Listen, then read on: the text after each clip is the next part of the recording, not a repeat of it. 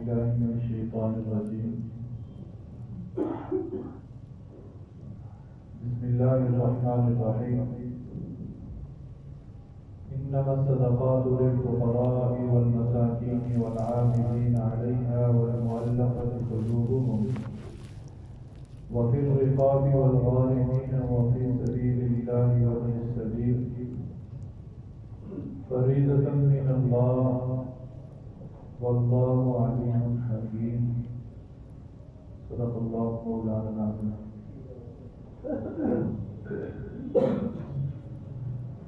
میرے انتہائی واجب احترام سامعین اعظام، اللہ رب العزت کا لاکھ لاکھ شکر اور اس کا احسان اور فضل و کرم ہے کہ اس نے ہمیں محض اپنی توفیق، اپنے کرم، اپنے فضل سے اپنے گھر میں آنے کا موقع بنایا اور پھر اللہ کے عالم نے ہم پر یہ احسان عظیم فرمایا کہ اس پرفتن دور کے اندر ہمیں اپنا ایک عظیم حکم یعنی فرض نماز با جماعت پڑھنے کی توفیق عطا فرما دی اور پھر اللہ تعالیٰ نے ہمیں اپنے ہی گھر میں بیٹھ کر اپنا پاک کلام سننے اور سمجھنے کی توفیق نصیب فرما دی.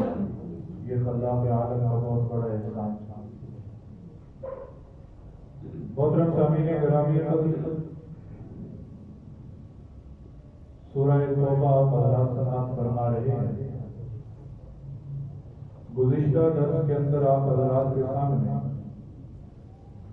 منافقین کے ان احوال کا ذکر کیا تھا کہ جب آپ صلی اللہ علیہ وسلم اپنے رفقاء کے ساتھ تبوک کے مقام کی طرف روانہ ہو رہے تھے تو منافقین نے اپنے عذر آ کر پیش کیے کہ ہم فلاں وجہ سے نہیں جا سکتے، ہم فلاں وجہ سے نہیں جا سکتے. نبی صلی اللہ علیہ وسلم ان کے عذر سنتے رہے اور اجازت دیتے رہے.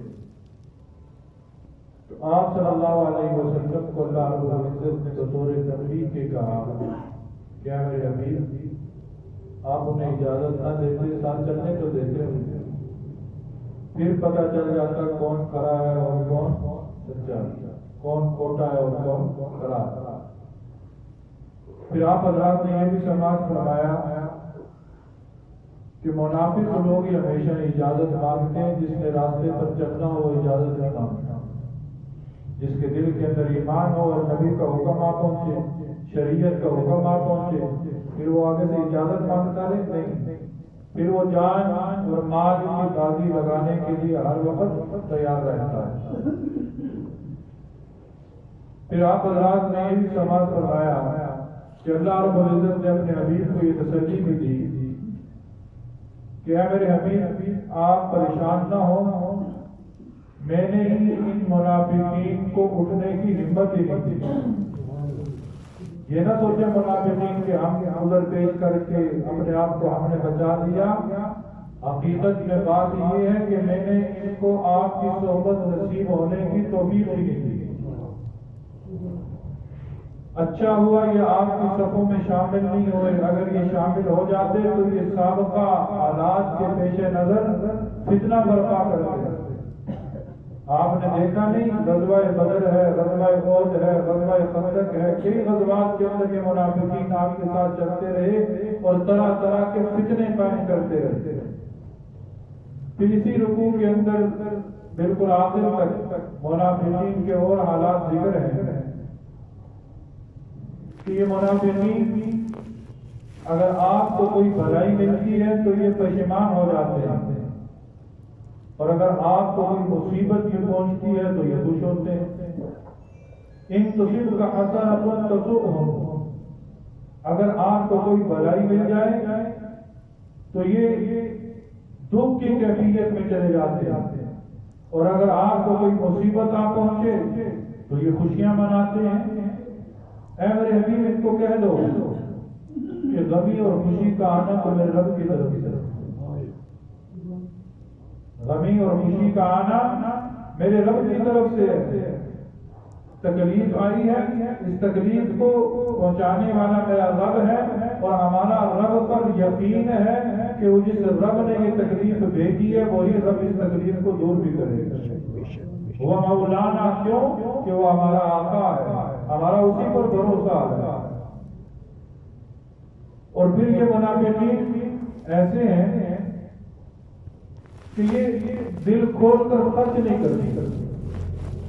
منافق کی ایک نشانی یہ بھی ہے کہ وہ اللہ کے راستے میں مال خرچ کرنے سے ہمیشہ گریز کرتا ہے، وہ دل کھول کے خرچ نہیں کرتا. ایمان والے کی نشانی یہ ہے کہ جب بھی اللہ کے راستے میں مال خرچ کرنے کی باری آتی ہے تو وہ چوٹ چراغ کیے بغیر اللہ کے راستے میں مال خرچ کرنا شروع کر دیتا ہے. کیوں؟ اس کے سامنے ہے وہ حضرت عائشہ کی روایت رضی اللہ تعالی عنہا کہ اللہ رب العزت کے راستے میں اس طرح دو جس طرح رب تمہیں عطا کرتا ہے. کیا مطلب؟ کہ تم اللہ کے راستے میں بغیر گنے ہوئے دو، اس لیے کہ اللہ بھی تمہیں بغیر گنے ہوئے دیتا ہے. کیا اللہ نے کبھی گن گن کے دیا؟ ایمان والا جو ہے وہ اللہ کے راستے میں بغیر گنے دیتا ہے کیونکہ اس نے اللہ کو دینا ہے. وہ حضرت عثمان غنی رضی اللہ تعالیٰ عنہ کے پاس ایک سائل آیا نا، ایک لمبا واقعہ اختصار کے ساتھ، دروازے پہ دستک دی تو اندر جو ہے وہ حضرت عثمان غنی رضی اللہ تعالیٰ عنہ اپنی زوجہ محترمہ سے کسی بات پر جھگڑ رہے تھے. جھگڑا کس بات پہ تھا؟ حضرت عثمان غنی اپنی زوجہ سے کہہ رہے تھے کہ تم نے دیے کے اندر بتی موٹی کیوں جلا دی. اس بات پہ جھگڑا ہو رہا تھا. وہ سائل کہتا ہے کہ جو شخص اپنی بیوی سے اس بات پہ لڑ رہا ہے کہ دیے کے اندر بتی موٹی کو جلا دی، وہ مجھے کیا دے گا. بہرحال مجھے بھیجا نبی صلی اللہ علیہ وسلم نے، دروازے پہ دستک دی، عثمان غنی باہر تشریف لائے، پوچھا کون؟ کہا سائل ہو، نبی صلی اللہ علیہ وسلم نے بھیجا ہے. واپس گئے، ایک تھیلی لائی اور اس سائل کے ہاتھ میں تھما دی. اس سائل نے تھیلی کو کھولا تو بیچ میں کتنی رقم تھی کہ اس کی نسلوں کے لیے کافی. وہ سائل بڑا حیران ہوا. اس نے پھر دستک دی اور عثمان غنی باہر تشریف لائے، پوچھا اب کیا ہے؟ کہا کہ ایک بات تو بتاؤ کہ تم اپنی بیوی سے اس بات پہ لڑ رہے تھے کہ دیے کے اندر بتی موٹی کیوں جلا دی اور مجھے اتنا دے دیا کہ میری نسلوں کے لیے کافی. تو حضرت عثمان غنی رضی اللہ تعالیٰ عنہ نے جواب دیا کہ سائل، جو میں اپنی بیوی سے لڑ رہا تھا نا وہ میری ذات پہ خرچ تھا، اور جو میں تمہیں دے رہا ہوں اس کا حساب میں نے اللہ سے دینا ہے. اس کا حساب میں نے اللہ سے دینا ہے. تو اللہ کے راستے میں خرچ کرنے والے جو ہے نا وہ قابلات نہیں نکالتے ہیں، وہ زیادہ تحقیقات میں نہیں پڑتے. یا اگر آج کسی کو کوئی دینا ہو کہ سائل آ جائے، ہم پوری اس کے شجرہ نسب نکالتے ہیں، پورا شجرہ نسب، اور پھر احسان جتلاتے ہیں اس کا. پھر یوں دے رہے ہوتے ہیں کہ جیسے بہت بڑا کوئی فقیر ہمارے سامنے ہے اور ہمارا اس پر احسان ہے، ہم اسے نہ دیتے تو یہ مر جاتا. علماء نے لکھا ہے کہ اے دینے والوں، تم اللہ کا شکر کرو کہ تمہارا مال اللہ کے راستے میں خرچ ہو رہا ہے اور یہ فقراء تمہارے پاس اللہ کا انعام بن کے آ رہے ہیں، اللہ کا انعام بن کے آ رہے ہیں. اس لیے کسی کو دیتے وقت پیشانی پر بل نہیں آنے چاہیے. جس کے دیتے وقت پیشانی پہ بل آ جائے وہ یاد رکھے کہ غزوہ تبوک کے اندر منافقین بھی جب مال دے رہے تھے نا تو ان کے چہروں پر بھی بل آ رہے ہیں. یہ منافقین کی علامت ہے. اور پھر اللہ رب العزت نے اپنے حبیب کو کہا کہ اے میرے حبیب، آج کل بھی ہمارے معاشرے کے اندر ایک بات ہے کہ ہم دیکھتے ہیں کفار کے پاس، اسلام دشمن قوتوں کے پاس بڑا مال ہے، بڑی دولت ہے، اقتدار ان کے پاس ہے، جاؤ جلال ان کے پاس ہے، عیش و عشرت ان کے پاس ہے. اور مسلمانوں کے حالات یہ ہیں کہ ایک وقت کا کھانا کھاتے ہیں، دوسرے وقت کی امید نہیں ہوتی. ہر طرف مسلمان اس وقت کٹ رہا ہے. دین سے دور رہنے والے لوگوں کے عقل میں سوال پیدا ہوتا ہے کہ آخر یہ کیوں ہے کہ اللہ ہم سے ناراض تو نہیں ہے؟ ہمیں تو کھانے کو کچھ نہیں مل رہا اور کفار کے خزانے بھرے پڑے. اللہ تعالیٰ نے آج سے 1400 سال پہلے یہ قرآن کی آیت اتار کر اس مسئلے کو حل کر دیا کہ فَلَا تُعْجِبْكَ أَمْوَالُهُمْ وَلَا أَوْلَادُهُمْ، کہ تمہیں ان کے مال اور اولاد کی کثرت سے تعجب نہیں ہونا چاہیے. تمہیں تعجب نہیں ہونا چاہیے کہ ان کے پاس مال زیادہ ہے، ان کی اولاد زیادہ ہے، ان کی تعداد زیادہ ہے. تمہیں تعجب نہیں ہونا چاہیے. إِنَّمَا يُرِيدُ اللَّهُ لِيُعَذِّبَهُم بِهَا فِي الْحَيَاةِ الدُّنْيَا. اللہ رب العزت چاہتے یہی ہیں کہ انہی چیزوں سے اللہ تعالیٰ ان کو دنیا میں بھی آزاد عطا کرتا ہے۔ جن کے پاس مال زیادہ اولاد زیادہ ان کے پاس سکون نہیں ہے۔ اے مسلمان کلمہ پڑھنے والے، تیرے پاس سکون کی دولت تو ہے نا۔ دنیا کی زندگی آخرت کے مقابلے میں کچھ بھی نہیں ہے۔ جتنا مال زیادہ ہوگا کل قیامت کے دن حساب بھی ہونا زیادہ دینا پڑے گا۔ جتنی اولاد زیادہ ہوگی کل قیامت کے دن حساب بھی ہونا زیادہ دینا پڑے گا۔ دنیا کے اندر بھی مال زیادہ ہے، آخرت کے اندر بھی حساب زیادہ دینا پڑے گا۔ اس لیے دنیا کے اندر انہیں مال عطا کر دیا گیا زیادہ، دنیا کی نعمتیں تو ان کو دے دی گئی، آخرت میں ان کا کچھ حصہ نہیں۔ تمہارے پاس دنیا کے اندر کچھ نہیں، آخرت کے اندر مزے ہی مزے۔ یہ مختصر سی زندگی اگر زیادہ مال ان کے پاس سے کٹ جائے گی، لیکن آخرت کی زندگی جو ابد الآباد کی زندگی ہے وہ اسی کی راحت اور سکون میں گزرے گی جس نے دنیا کے اندر خوف خدا میں رہ کر زندگی گزاری ہوگی۔ اور اے میرے حبیب کے منافقین قسمیں اٹھاتے ہیں نا، وَيَحْلِفُونَ بِاللَّهِ إِنَّهُمْ لَمِنكُمْ، یہ قسمیں کھا کر کے کہتے ہیں کہ ہم آپ میں سے ہیں، ہم آپ میں سے ہیں، ہم آپ میں سے ہیں۔ اے میرے حبیب ان کو بتا دو کہ یہ تم میں سے نہیں ہے، یہ امت محمدیہ میں سے نہیں ہے، یہ مسلمانوں میں سے نہیں ہے۔ انہیں پتہ چل جائے گا جب آنکھیں بند ہوں گی کہ کون کس کے ساتھ تھا، کون کس کے ساتھ تھا۔ اگر دنیا کے اندر انہیں کوئی غار مل جائے، کوئی راستہ مل جائے، کوئی آسرا مل جائے تو یہ فوراً اس راستے پر چل پڑیں گے، آپ کا ساتھ چھوڑ دیں گے۔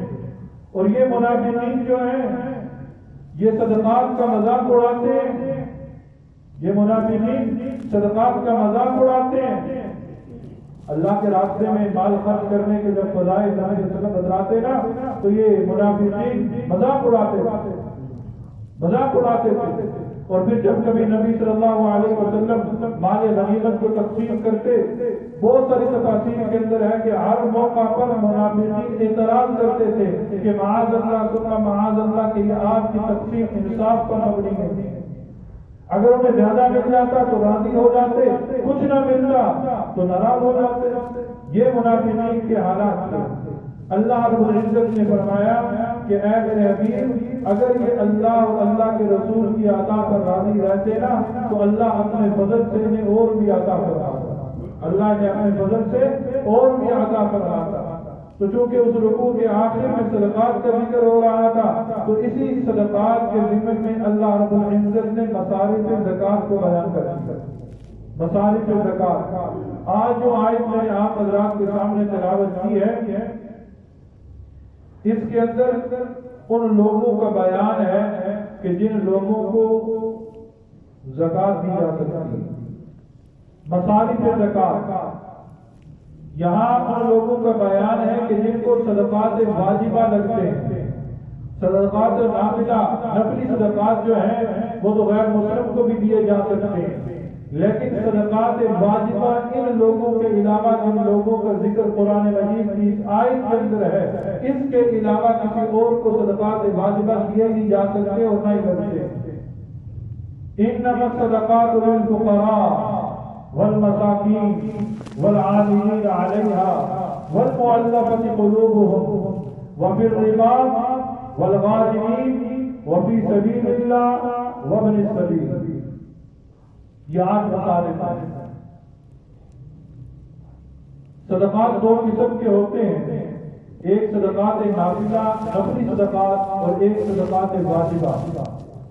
نفلی صدقات آپ چلتے پھرتے اٹھتے بیٹھتے ہر روز یہ صدقات نکالتے رہتے ہیں، یہ نفلی صدقات۔ ایک ہے صدقات واجبہ، زکوٰۃ، صدقۃ الفطر، اور اس کے علاوہ کسی نے اگر منت مان لی، نظر مان لی، اس کا پیسہ جو ہے یہ صدقات واجبہ میں آ جاتا ہے۔ اور صدقات واجبہ کن کو عطا کرنے؟ ان کو عطا کرنے کہ جن کا ذکر اللہ نے قرآن کے اندر کر دیا ہے، اس کے اندر کمی بیشی نہ کوئی نبی کر سکتا ہے، نہ کوئی ولی کر سکتا ہے، نہ کوئی محدث کر سکتا ہے، نہ کوئی مفسر کر سکتا ہے۔ یہ اللہ کی مقرر کردہ حدود ہے۔ اللہ کی مقرر کردہ حدود کی خلاف ورزی کوئی بھی نہیں کر سکتا، یہ اللہ کا قانون ہے۔ اور صدقات ہر بلا کو ٹالتے ہیں، صدقات سے مال بڑھتا ہے، لیکن اللہ رب العزت کے حبیب نے سوال کرنے کی ممانعت بھی بیان کروائی ہے کہ سوال نہ کرنا، سوائے 3 قسم کے لوگوں کے کوئی سوال نہیں کر سکتا۔ یہ جو عام معاشرے کے اندر رواج بن پڑا ہے نا، ہر دکان پر، ہر چوراہے پر، ہر چوک پہ، ہر گھر کے دروازے پر، ہر مسجد میں آج سوال کرنے والے بہتر ہیں، بہت زیادہ پیدا ہے۔ سوال کرنے کی ممانعت ہے، سوائے 3 لوگوں کے کہ ان کے علاوہ سوال کوئی نہیں کر سکتا۔ پہلا وہ شخص کہ جس پر کوئی بوجھ آ گیا، کسی نے کسی کی ضمانت دی تھی، اب وہ بیچارہ پھنس گیا، جس کی ضمانت دی تھی وہ بھاگ گیا، فراڈ کر گیا، اب یہ شخص پھنس گیا اور اس کے پاس ضمانت ادا کرنے کے لیے پیسے نہیں ہیں، رقم نہیں ہے، تو شریعت کا حکم یہ ہے کہ اس شخص کو اجازت ہے کہ اس ضمانت پہ پیسہ ادا کرنے کے لیے لوگوں کے سامنے سوال کرے، لوگوں کے سامنے سوال کرے۔ دوسرا وہ شخص کہ جس کا مال اچانک نقصان میں چلا گیا، جس کا کاروبار اچانک تباہ ہو گیا، زلزلہ آیا، طوفان آیا، آندھی آئی، آگ لگ گئی، جو پہلے لکھ پتی تھا، کروڑ پتی تھا، دیکھتے ہی دیکھتے اس کے ہاتھ خالی ہو گئے۔ اب اس شخص کی اجازت ہے، شریعت نے اسے اجازت دی ہے کہ یہ سوال کر سکتا ہے۔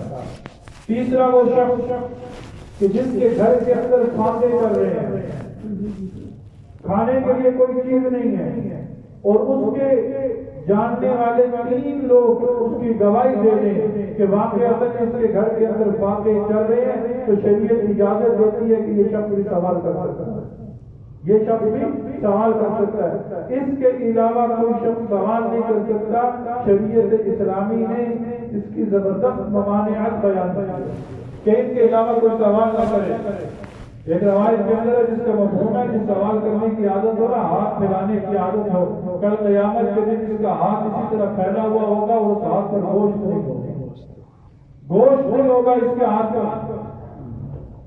وہ شخص کہ جو سوال کرنے کا بھکاری گداگر، آج تو گداگر اور بھکاری جو ہے پیشہ ور بن چکے ہیں، پیشہ ور لوگ آج گداگر بن چکے ہیں، آج مانگنے والے بن چکے ہیں۔ آج مانگنے والے جو آتے ہیں، نہیں پتا کہ یہ مسلمان ہیں، نہیں پتا کہ یہ کون ہے، نہیں پتا کہ یہ مرزائی ہے، کون ہے، بس مانگنے والوں کی ایک لائن لگی ہوئی ہے، ہم مسلمان ہیں، الحمدللہ ثم الحمدللہ، ہم پر لازم ہے کہ ہم اس بات کو عام کریں، اس بات کو پھیلائیں کہ بھئی ہر بندہ نہیں مانگ سکتا، ہماری مجبوری کیا ہے، تمہاری مجبوری کیا ہے۔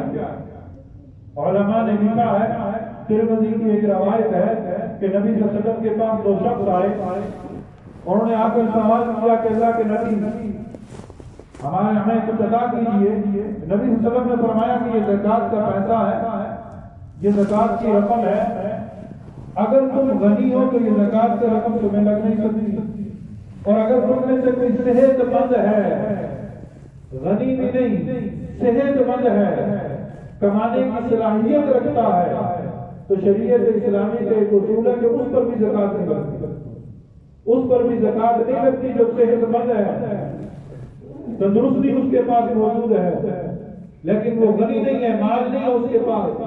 شریعت کہتی ہے کہ تم کماؤ، محنت کرو، مزدوری کرو۔ القاسم حبیب اللہ، ہاتھ سے روزی کمانے والا اللہ کا دوست ہے، اللہ کا دوست ہے۔ لیکن آج ہمارے اس معاشرے کے اندر کیا مساجد، کیا مدارس، کیا چوک چوراہے، ہر جگہ پر سواری ہاتھ پھیلائے کھڑے ہیں، کوئی ان کو روکنے والا نہیں، روکے تو لڑائیاں ہو جاتی ہیں، جھگڑے فساد شروع ہو جاتے ہیں۔ کیوں ہوتا ہے ایسا کہ آج ہمارے اس معاشرے کے اندر دین اسلام کا پیغام زندہ نہ رہا، دین اسلام کا پیغام زندہ نہ رہا۔ تو انما الصدقات للفقراء والمساکین، وہ لوگ کہ جن کے اوپر صدقات واجبہ ہیں، صدقات واجبہ ان پر لازم ہیں، وہ دیں کن لوگوں کو للفقراء والمساکین والعاملین علیہا، فقراء کو، مساکین کو، عاملین کو۔ علماء مفسرین نے لکھا ہے کہ یہ للفقراء اور والمساکین والعاملین، یہ جو پہلے لام آ رہا ہے یہ لام تملیغ کا ہے، یہ لام تملیغ کا ہے کہ جو تم مال عطا کر رہے ہو اس نیت سے عطا کرو کہ جس کو میں یہ مال دے رہا ہوں اس کو اس مال کا مالک بھی بناؤں۔ ملکیت شرط ہے زکوٰۃ کے اندر، اسی لیے صدقات واجبہ جو ہیں اس سے کسی کا کفن نہیں خریدا جا سکتا، کسی کے غسل کا انتظام نہیں کیا جا سکتا، کیونکہ اس کے اندر ملکیت ہی نہیں ہے، کس کو مالک بنائیں گے؟ یہ جو رفاع عامہ کے کام ہو رہے ہوتے ہیں، بڑے دھڑلے سے لوگ وہاں پیسہ دے دیتے ہیں، یاد رکھ لیں کہ ان کے اندر جو ملکیت ہے ہی نہیں ہے۔ للفقراء والمساکین کے اندر یہ لام اشارہ کر رہا ہے اس بات کی طرف کہ تمہاری زکوٰۃ اسی وقت قبول ہوگی کہ جس وقت تم نے زکوٰۃ جس کو دیا اس کو اس کا مالک بھی بنایا ہے، اگر مالک نہیں بنایا تو تمہاری زکوٰۃ ادا نہیں ہوگی۔ اس لیے زکوٰۃ کا پیسہ مسجد کے اندر نہیں، زکوٰۃ کا پیسہ مسجد کے اندر، صدقات واجبہ مسجد کے اندر نہیں لگتے، کیونکہ یہ مسجد جو ہے یہ کسی کی ملکیت نہیں ہے، یہ وقف ہے، ملکیت نہیں ہے۔ اس لیے زکوٰۃ کی ادائیگی کی شرائط کے اندر پہلی شرط یہ ہے کہ جسے تم دے رہے ہو ایک تو مسلمان ہو اور ان شرائط ان لوگوں کے اندر اس کا شمار ہو، اور ساتھ جو تم پیسہ دے رہے ہو اس پیسے کا یا جو چیز تم دے رہے ہو اس چیز کا اس کو تم مالک بھی بنا رہے ہو، مالک بھی بنا رہے ہو۔ للفقراء والمساکین، فقراء کو دو اور مساکین کو دو۔ آج ہر بندہ کہتا ہے میں فقیر ہوں، ہر بندہ کہتا ہے میں مسکین ہوں، فقیر اور مسکین کہتے کسے؟ امام شافعی رحمہ اللہ فرماتے ہیں فقیر وہ ہے کہ جس کے پاس کچھ بھی نہ ہو، فقیر وہ ہے کہ جس کے پاس کچھ بھی نہ ہو، بالکل ایک وقت اس نے کھانا کھایا، دوسرے وقت کے لیے کچھ بھی نہیں ہے اس کے پاس، وہ فقیر ہے۔ اور آج کل جو فقیر بنے پھرتے ہیں آپ کبھی ان کی پوری جانچ پڑتال کریں، یہاں سے 10 روپے 5 روپے اکٹھے کرتے ہیں اور بالوں کے مالک بنے، بزنس چل رہے ہیں لوگوں کو۔ اور شریعت کہتی ہے، میں نہیں کہتا، قرآن کہتا ہے للفقراء، فقراء کو جو امام شافعی رحمہ اللہ نے فقیر کی تعریف جو کی ہے وہ یہ کی ہے کہ فقیر اسے کہتے ہیں کہ جس کے پاس کچھ بھی نہ ہو، اور مسکین اسے کہتے ہیں کہ جس کے پاس ایک وقت کا کھانا کھانے کے بعد دوسرے وقت کے کھانے کے لیے کچھ نہ کچھ ہو، کچھ نہ کچھ ہو، تھوڑا بہت ہو، ایک دن کی گزر اوقات کے لیے اس کے پاس کچھ ہے، اسے کہتے ہیں مسکین۔ اور امام ابو حنیفہ رحمہ اللہ اس کے برعکس تعریف کرتے ہیں، وہ کہتے ہیں فقیر وہ ہے کہ جس کے پاس کچھ نہ کچھ ہو، اور مسکین وہ ہے کہ جس کے پاس کچھ بھی نہ ہو، جس کے پاس کچھ بھی نہ ہو۔ تو پہلا کون ہے مصارف زکوٰۃ میں؟ پہلا مصرف فقیر کو ادا کرے، دوسرا کون ہے والمساکین، مسکین کو عطا کرے، والعاملین علیہا، تیسرا وہ شخص جو زکوٰۃ کا پیسہ اکٹھا کرنے والا ہے، عاملین زکوٰۃ میں سے ہے، عامل زکوٰۃ ہے۔ ایک شخص گیا کسی دوسرے علاقے میں کہ میں فلاں جگہ سے آیا ہوں اور میرے علاقے میں غربت زیادہ ہے، میرے علاقے میں فقیر زیادہ ہے، میرے علاقے میں مسکین زیادہ ہے، تم زکوٰۃ کا پیسہ مجھے دو کہ میں اس پیسے کو وہاں تک پہنچا دوں۔ یا آپ نے کسی شخص کو مقرر کر دیا کہ بھائی یہ زکوٰۃ کا پیسہ ہے، یہ زکوٰۃ کی رقم ہے، تم لے جاؤ اور وہ فلاں جگہ تک پہنچا دینا۔ اب یہ جو شخص لے جانے والا ہے اس زکوٰۃ کے پیسے کا استعمال کر سکتا ہے، اس کو زکوٰۃ کا پیسہ دیا جا سکتا ہے، اس کو زکوٰۃ کا پیسہ دیا جا سکتا ہے۔ یہ عامل زکوٰۃ ہے، زکوٰۃ کو اکٹھا کرنے والا، اس کو آپ زکوٰۃ دے سکتے ہیں۔ وَالْمُعَلَّقَةِ قُلُوبُهُمْ، اور ان کو کہ جن کی دلداری مقصود ہے، جن کی دلداری مقصود ہے، مؤلفۃ القلوب، نو مسلم، یہ حکم پہلے تھا کہ پہلے لوگ جو اسلام کی طرف مائل تھے لیکن غربت جو ہے وہ انہیں اسلام کی طرف آنے نہیں دیتی تھی، غریب تھے، کفار ان کی مدد کر دیا کرتے تھے، تو مسلمانوں کے اوپر تھا کہ تم ان لوگوں کی مدد کرو تاکہ وہ کفار کے چنگل سے نکل کر اسلام کے اندر داخل ہو جائیں۔ لیکن جب اسلام کو ترقی ملی تو یہ حکم منسوخ ہو گیا۔ اب یہ حکم آیا کہ وہ مسلمان جو غریب ہیں، اسلام کے اندر داخل ہو چکے ہیں غریب، اگر ان کی مدد نہ کی تو کہیں کفار انہیں دوبارہ اپنے شکنجے میں نہ جکڑ لیں، اس لیے ان کی مدد کرو، وہ مؤلفۃ القلوب ہیں، ان کو زکوٰۃ کا پیسہ دینا جائز ہے، ان کو زکوٰۃ کا پیسہ دینا جائز ہے۔ آج ہمارے معاشرے کے اندر اس چیز کو دیکھا ہی نہیں جاتا، یہی وجہ ہے آج عیسائی مشینری، آج قادیانی مشینری، آج غیر مسلم قوتیں ہمارے ان پسماندہ علاقوں کے اندر پورے زور اور پورے شور کے ساتھ ان پر حملہ آور ہو چکے ہیں، غربا پر کہیں اسپتال بنا دیا، کہیں وہ فلاح مرکز بنا دیا، ادھر آ جاؤ، ادھر آ جاؤ، ادھر آ جاؤ، ادھر آ جاؤ، فری علاج ہوگا، فری تعلیم ہوگی، فری۔ وہ مسلمان بیچارہ غریب ہے، وہ کہتا ہے اور کوئی نہیں، میرے بیوی بچے تو پڑھ رہے ہیں نا، اور کوئی نہیں، میرا گھر کا نظام تو چل رہا ہے نا، وہ اسلام سے دو ہاتھ دھو بیٹھتا ہے۔ یہ تماشا ہے ان لوگوں پر کہ جن کو اللہ تعالیٰ نے مال دولت سے نوازا اور اس مال پر وہ سانپ بن کر بیٹھ گئے اور انہوں نے یہ گمان کیا کہ یہ مال ہمیشہ ہمارے ساتھ رہے گا۔ نہیں نہیں، یہ مال ہمیشہ تمہارے ساتھ نہیں رہے گا، بلکہ یہی مال تمہیں جہنم کے گڑھوں کے اندر گرائے گا۔ کلا لینبذن فی الحطمہ، ہرگز نہیں یہ مال تمہیں خطمہ میں لے جائے گا، اور تم کیا جانو خطمہ کیا ہے؟ وہ اللہ کی بھڑکائی ہوئی آگ ہے، بھڑکائی ہوئی آگ ہے۔ اس لیے ہم ان لوگوں کا خیال رکھیں، ان لوگوں کا خیال رکھیں جو ہمارے اس ملک پاکستان، ہم لاہور شہر کے اندر رہنے والے ہیں نا، آپ باہر نکلیں، آپ جائیں ان علاقوں کے اندر، سرائکی کے علاقوں کے اندر آپ چلے جائیں، تھل کے علاقوں کے اندر آپ چلے جائیں، بڑے غریب لوگ بڑی غربت کی زندگی گزار رہے ہیں، اور وہاں پر عیسائی مشینری کام کر رہے ہیں، وہاں پر قادیانی کام کر رہے ہیں، وہاں پر ہم مسلمان آج ہم کہتے ہیں ہماری دعائیں قبول نہیں ہو رہی، آج ہم کہتے ہیں ہمارے حالات سدھر نہیں ہوئے، کیسے دعائیں قبول ہو؟ کیا ہم نے کبھی ان مسلمان غریب مسلمانوں کا سوچا؟ کیا کبھی ہم نے ان بیچارے مسکینوں اور فقیروں کا سوچا؟ آج ہماری دکان پر لائن لگ جائے فقیروں کی، ہم دیکھ کے رات کو اشار کرنے بیٹھ جاتے ہیں اور کہتے ہیں آج میں نے اتنا دیا۔ نہیں میرے دوست، تیرا مال کا اثر مستحق وہ لوگ ہیں جو اس وقت دور دراز علاقوں کے اندر بیٹھے ہیں، ان کے پاس وسائل نہیں ہے، ان تک مال پہنچا اور ان کی داد رسی کر اور ان کی مدد کر کے تجھ پر لازم ہے، یہ تجھ پر لازم ہے۔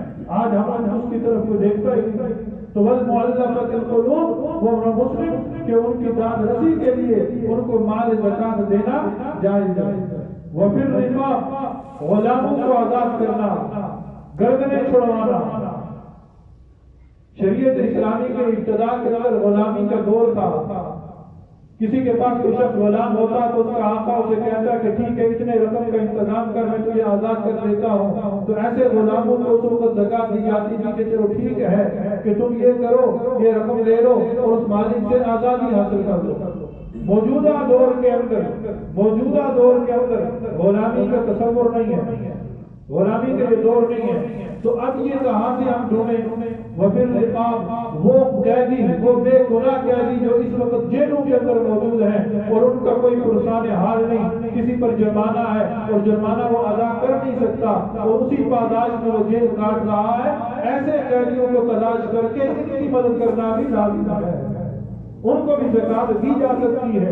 آپ جیل خانے میں چلے جائیں، آپ کسی وکیل کے پاس بیٹھ جائیں، آپ کسی پولیس والے کے پاس بیٹھ جائیں، پوچھیں ان سے کہ بھائی کوئی ایسا قیدی بتاؤ کہ جس کا پیچھے آنے والا کوئی نہیں، بڑی غربت کے اندر ہے، وہ بے گناہ ہے، بیچارہ بے گناہ ہے، پتہ نہیں کس جرم کی پاداش میں وہ جیل میں پڑا ہے، اس نے جرمانہ دینا ہے کہ جرمانہ دو اور آزادی کا پروانہ دو، اس کو جرمانہ دینے کے لیے اس کے پاس پیسے نہیں ہیں، اس شخص کو پیسے دے کر آزاد کروانا یہ ایسے ہی ہے جیسے غلام آزاد کروانا، یہ ایسے ہی ہے جیسے غلام آزاد کروانا۔ والغارمین، مقروض، قرض داروں کے قرضے ادا کرنے، وہ مقروض شخص کہ جس نے اپنی جائز ضرورت کے لیے قرضہ لیا، جائز ضرورت کے لیے قرضہ لیا، محض عیاشی کے لیے قرضہ نہ لیا۔ محض عیاشی، آج بھی بہت سارے لوگ اپنی بچوں کی شادیوں کے لیے قرضے لے لیتے ہیں اور شادیوں پر ہر طرح کی باحیات بکواسات پتہ نہیں کیا کیا کرتے ہیں۔ وہ ایسا مقروض نہیں۔ گھر کا نظام، گھر کا کوئی شخص بیمار تھا، بیگم بیمار تھی، ماں بیمار تھی، باپ بیمار تھا، علاج کے لیے پیسے نہیں تھے، اس نے کسی سے قرضہ پکڑا، اب وہ قرضہ دینے کی سخت نہیں رکھتا، قرضہ دینا چاہتا ہے پر قرضہ دینے کے اس کے پاس حالات نہیں ہیں، اسباب نہیں ہیں۔ ڈھونڈو ایسے لوگوں کو، بے شمار لوگ مل جائیں گے، بے شمار لوگ مل جائیں گے۔ ایسے لوگوں کو ڈھونڈو کہ جو مقروض ہیں، انہوں نے اپنی جائز ضرورت کو پورا کرنے کے لیے پیسہ لیا تھا، اب وہ پیسہ واپس کرنے کی سبق نہیں رکھتے، پہلے ہی غریب سے قرضہ لے کر وہ حالات کو سدھارنے کی کوشش ہوئی، اب وہ قرضہ کہاں سے ادا کریں؟ ایسے لوگوں کی زکات کے پیسے سے مدد کرنا جائز ہے۔ وہ مقروض جو قرض دار ہے اور قرضہ ادا کرنے کی سخت نہیں رکھتا اور جائز ضرورت کے لیے اس نے قرضہ لیا تھا، جائز ضرورت کے لیے اس نے قرضہ لیا تھا، اب وہ قرضہ واپس کرنے کی صلاحیت نہیں رکھتا، شریعت اسلامی کی یہ حدود بتاتی ہے ہمیں کہ ایسے شخص کی بھی زکات کے پیسے سے مدد کرنا جائز ہے۔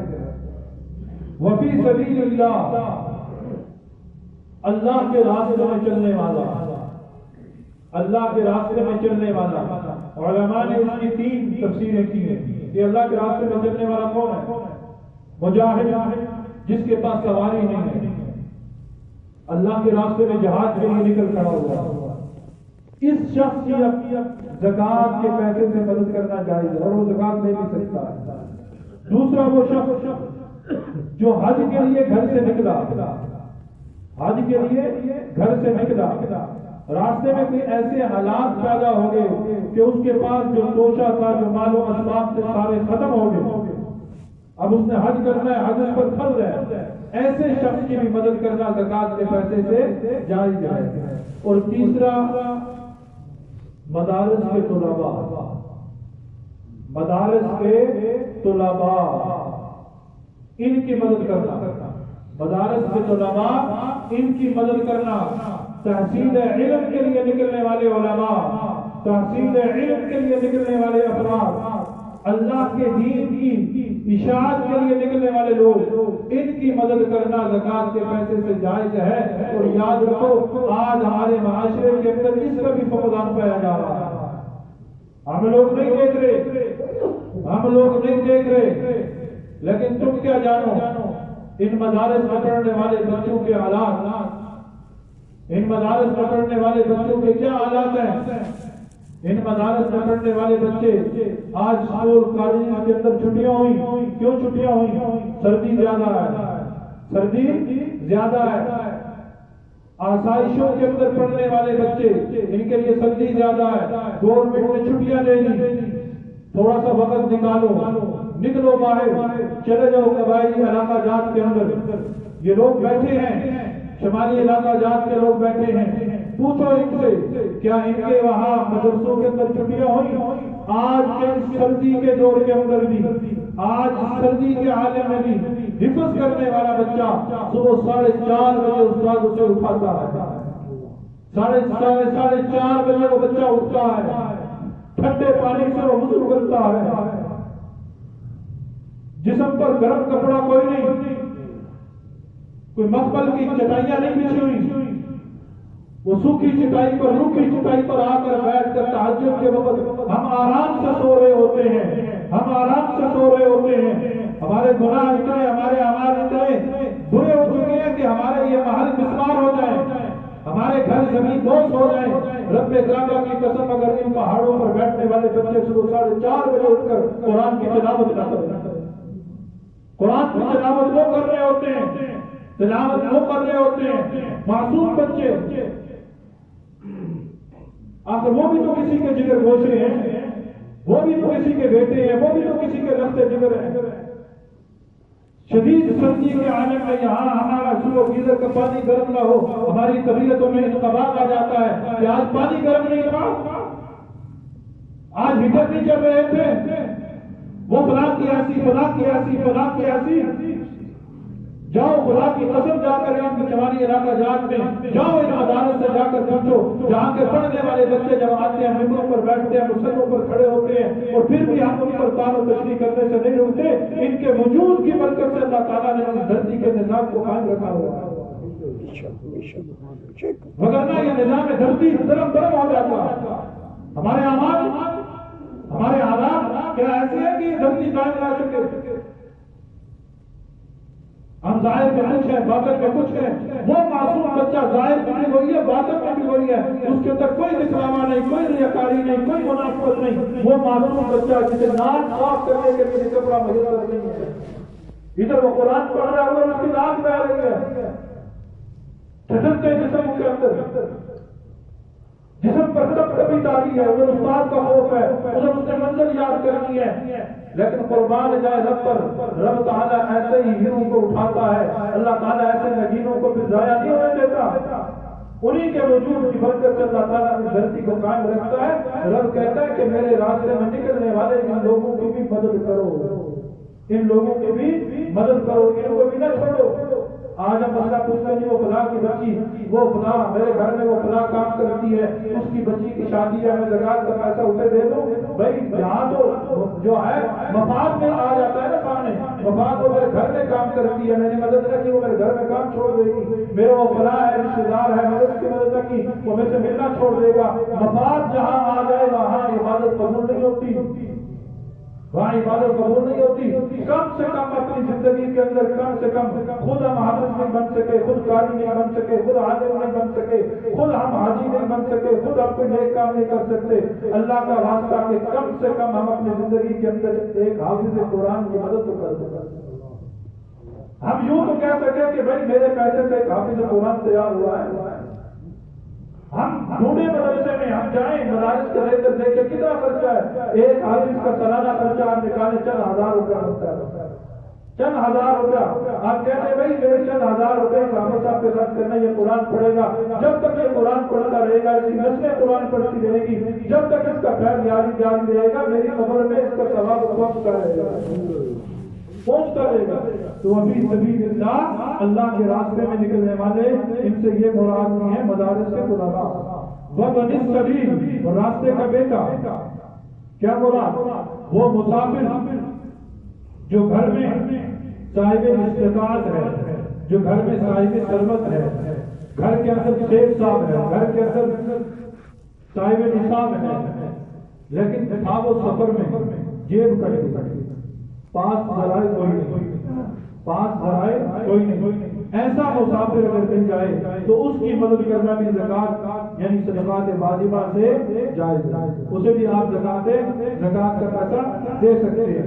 فریضۃ من اللہ، یہ ایک فریضہ ہے اللہ کی طرف سے، اسے عام نہ سمجھنا، اسے بے توقیر نہ ہونے دینا، اسے حقیر نہ جاننا۔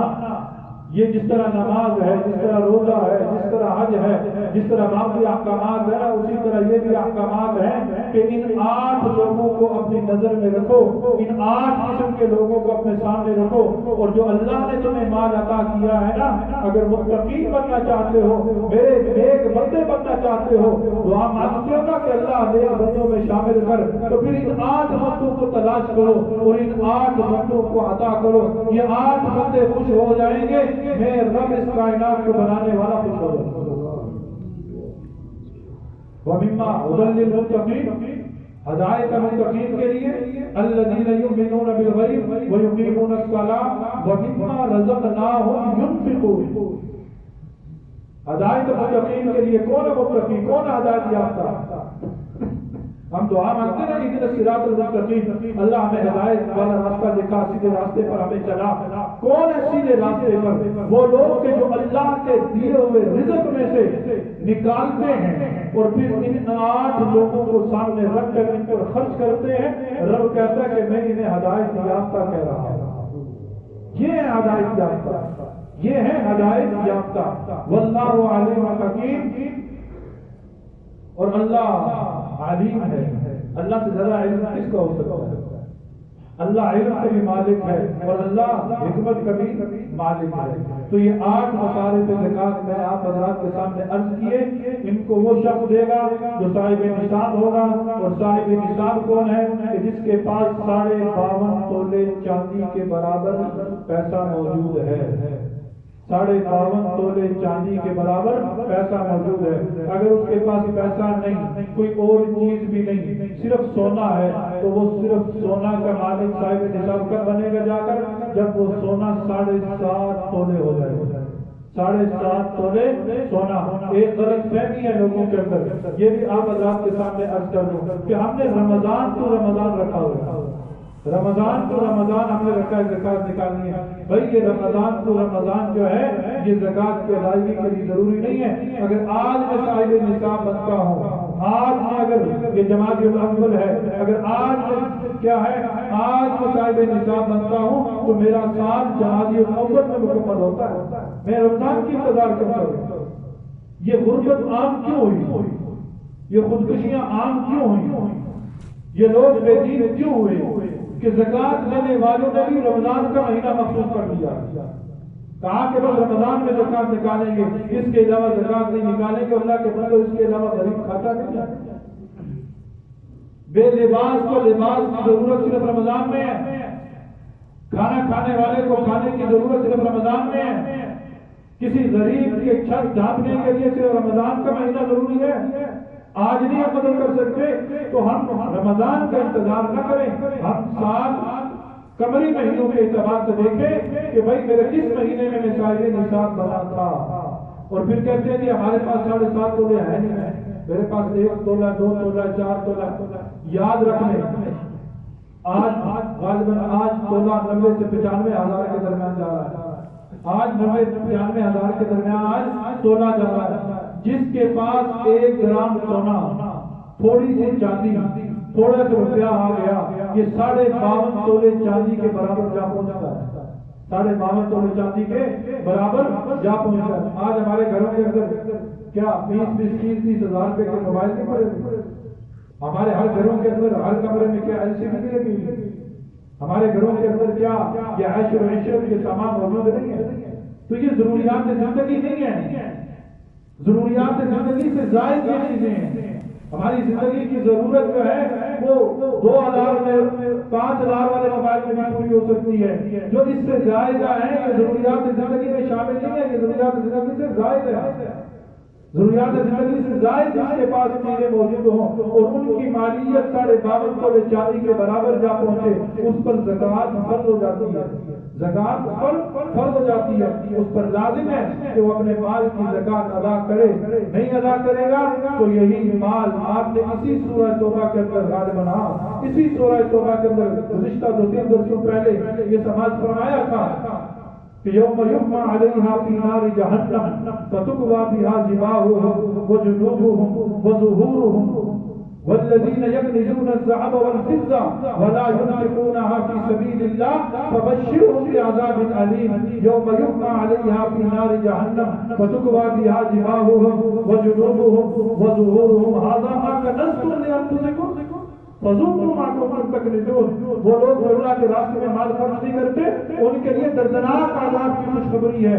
دردناک عذاب کیا ہوگا؟ انہی کے مال کو جہنم کی آگ کے اندر تپایا جائے گا، پھر اسی مال سے ان کے جسموں کو داغا جائے گا اور پھر کہا جائے گا کہ ھذا ما کنزتم، یہ تمہارا مال، فذوقوا، تو سب چکھو اب اس مال کا مزہ۔ تو اس لیے یہ مال بڑا بے وفا ہے، اس مال سے وفا کی امید نہ رکھنا۔ ابھی کیا ہوگا؟ ادھر میری آنکھیں بند ہوں گی، سب سے پہلا جھگڑا جو ہوگا وہ مال پہ ہوگا، سب سے پہلا جھگڑا وہ مال پہ ہوگا۔ یہ بھی دو کہتے ہیں جو مشاہدہ ہونا وہ بات مزید بیان کرنے والے کو بھی اچھی لگتی ہے اور سننے والے پر بھی اثر ہوتا ہے۔ ابھی یہ 2-3 دن پہلے مغرب کی نماز سے پہلے ایک صاحب آئے میرے پاس، کہتے ہیں جلدی چلے، ہمارے گھر میں جھگڑا ہو گیا، جلدی چلے۔ میں نے کہا بھی نماز کے بعد، کہتے نہیں کہیں صاحب کوئی قتل ہو جائے گا، کوئی قتل ہو جائے گا۔ گئے ان کے گھر پہنچے تو آپس میں سگے بھائی اپنے باپ کے پیسے پہ لڑ رہے ہیں، اور باپ کو انتقال ہو گیا، عرصہ ہوا صرف 7 دن، صرف 7 دن ہوئے اور وہی بیٹے باپ کے جنازے پر لپٹ لپٹ کر رو بھی رہے تھے. وہ کہہ رہے تھے ابا کدھر جا رہا ہے, ہمیں کس کے سہارے چھوڑ کے جا رہا ہے, کیوں جا رہا ہے؟ اور وہی 7 دن بعد بیٹے آپس میں اسلحہ لے کر کھڑے ہوئے کہ میں فلاں کیسا کر دوں گا. میں کہتا میرا پیسہ زیادہ خرچ ہوا مکان میں, دوسرا کہتا میرا خرچ ہوا. ادھر بینوئی بھی آئے ہوئے ہیں ہمیں بھی دیں. تو یہ مال ہے, یہ مال ہے کہ جس کے بعد میرے مرنے کے بعد میرا کوئی نہیں خیال رکھے گا, کوئی نہیں خیال رکھے گا. چند دن اولاد نے کوئی تو وہ پڑھ کر بخشے بھی, اس کے علاوہ کوئی نہیں. جھگڑے کے مال پر کتنا چھوڑ کے گئے, کتنا چھوڑ کے گئے, اور قبریں بھی بھول جاتے ہیں لوگ. قبروں کے بنا میں آج ہم میں سے کتنے ہیں جسے اپنے دادا کی قبر کا پتہ ہے, ہم میں سے کتنے جو اپنے پردادا کے نام کو جانتے ہیں. قبر تو دور کی بات, پردادا کے نام کے جانتے ہیں. تو اس لیے ہم ایسے اعمال کر کے جائیں. میرے دوستو یہ لمحہ فکری ہے, میرے لیے بھی آپ کے لیے بھی. ہم سب ایک کشتی کے سوار ہیں. یہ باتیں کہنے کا مقصد صرف یہ نہیں کہ میں آپ کو سناؤں, میں بھی اس کا محتاج ہوں, میں زیادہ محتاج ہوں. میں کہنے والا سننے والے سے زیادہ محتاج ہوا کرتا ہے, میں زیادہ محتاج ہوں. آئیے ہم ان آیات کو سامنے رکھ کر اللہ کے حضور یہ دعا کرتے ہیں کہ الہ العالمین ہمیں صحیح معنوں میں اس پرفتن دور کے اندر اپنے احکامات کے مطابق اپنے حبیب کے طریقوں پر چلتے ہوئے ہمیں زندگی گزارنے کی توفیق نصیب فرمائے. آمین.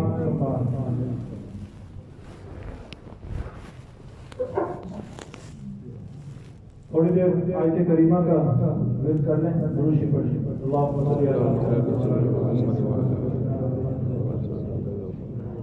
اللہم بارک علی محمد وعلی آل محمد.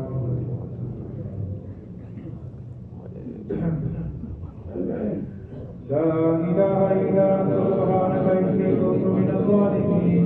لا الہ الا انت سبحانک انی کنت من الظالمین. لا الہ الا انت سبحانک انی کنت من الظالمین.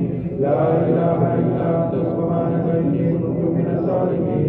لا الہ الا انت سبحانک انی کنت من الظالمین. لا الہ الا انت سبحانک انی کنت من الظالمین. لا الہ الا انت سبحانک انی کنت من الظالمین. لا الہ الا انت سبحانک انی کنت من الظالمین. لا الہ الا انت سبحانک انی کنت من الظالمین. لا الہ الا انت سبحانک انی کنت من الظالمین. لا الہ الا انت سبحانک انی کنت من الظالمین. لا الہ الا انت سبحانک انی کنت من الظالمین. لا الہ الا انت سبحانک انی کنت من الظالمین. لا الہ الا انت سبحانک انی کنت من الظالمین. لا الہ الا انت سبحانک انی کنت من الظالمین. لا الہ الا انت سبحانک انی کنت من الظالمین. لا الہ الا انت سبحانک انی کنت من الظالمین. لا الہ الا انت سبحانک انی کنت من الظالمین. لا الہ الا انت سبحانک انی کنت من الظالمین. لا الہ الا انت سبحانک انی کنت من الظالمین. لا الہ الا انت سبحانک انی کنت من الظالمین. لا الہ الا انت سبحانک انی کنت من الظالمین. لا الہ الا انت سبحانک انی کنت من الظالمین. لا الہ الا انت سبحانک انی کنت من الظالمین. لا الہ الا انت سبحانک انی کنت من الظالمین. لا الہ الا انت سبحانک انی کنت من الظالمین. لا الہ الا انت سبحانک انی کنت من الظالمین. لا الہ الا انت سبحانک انی کنت من الظالمین. لا الہ الا انت سبحانک انی کنت من الظالمین. لا الہ الا انت سبحانک انی کنت من الظالمین. لا الہ الا انت سبحانک انی کنت من الظالمین. لا الہ الا انت سبحانک انی کنت من الظالمین. لا الہ الا انت سبحانک انی کنت من الظالمین. لا الہ الا انت سبحانک انی کنت من الظالمین. لا الہ الا انت سبحانک انی کنت من الظالمین. لا الہ الا انت سبحانک انی کنت من الظالمین. لا الہ الا انت سبحانک انی کنت من الظالمین. لا الہ الا انت سبحانک انی کنت من الظالمین. لا الہ الا انت سبحانک انی کنت من الظالمین. لا الہ الا انت سبحانک انی کنت من الظالمین. لا الہ الا انت سبحانک انی کنت من الظالمین.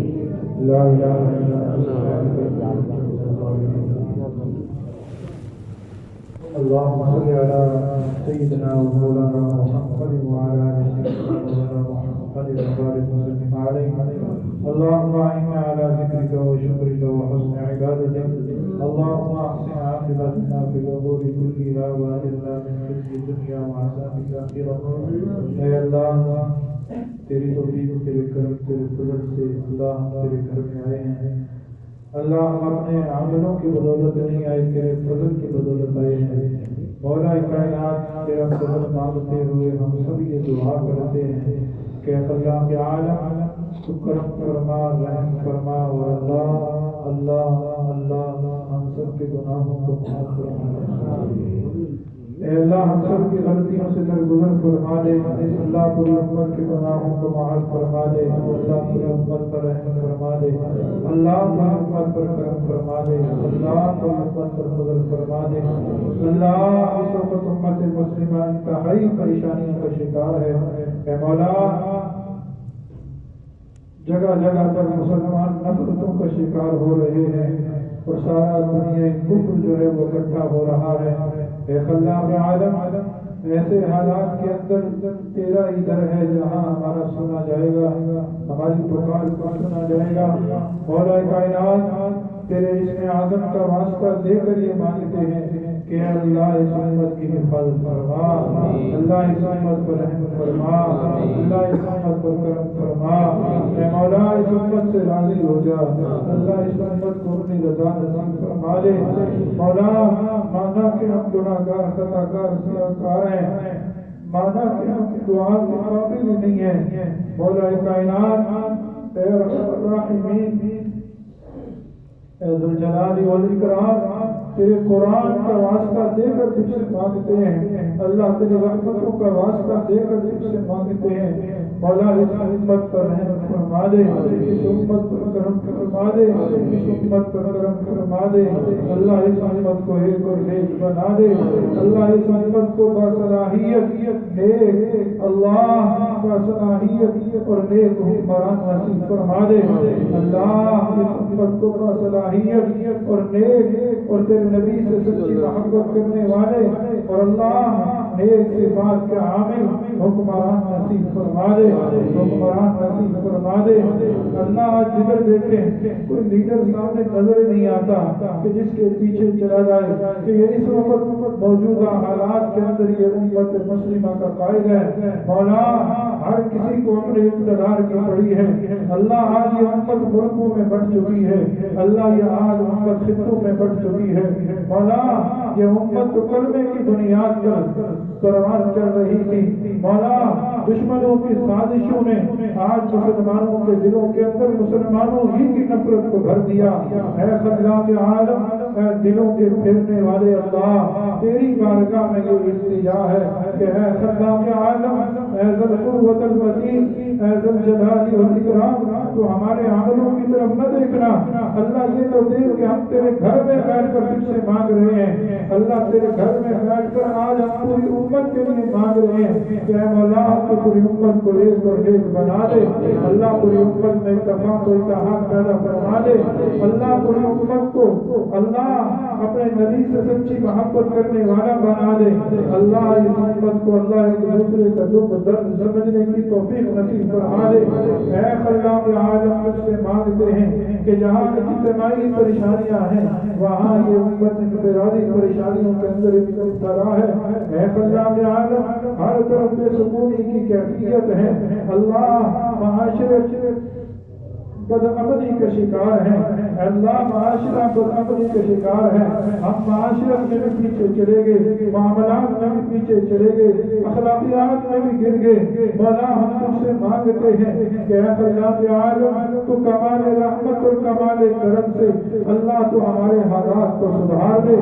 اللہ ہمارے حالات کو سدھار دے. اے مولا ہم میں سے جو کوئی پریشان حال ہے، جس معاملے میں پریشان ہے، تیری ذات علیم بذات الصدور ہے.